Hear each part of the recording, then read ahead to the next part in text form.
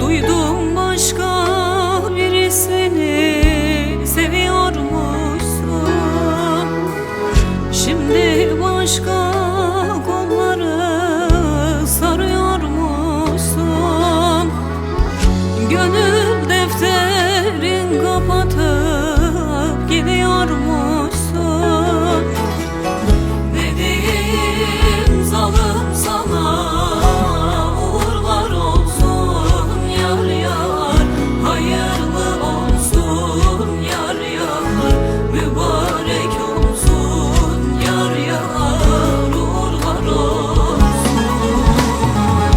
Sen o yara sana mübarek olsun zalim, hayırlı olsun yar yar, mübarek olsun yar yar, uğurlar olsun.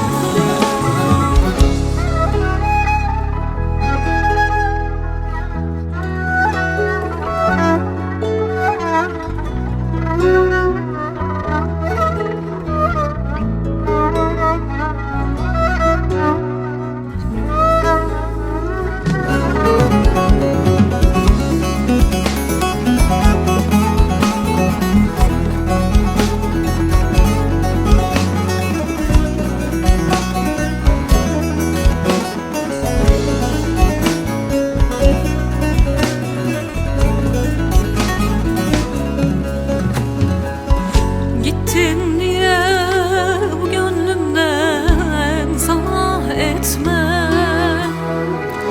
Geçmiş günler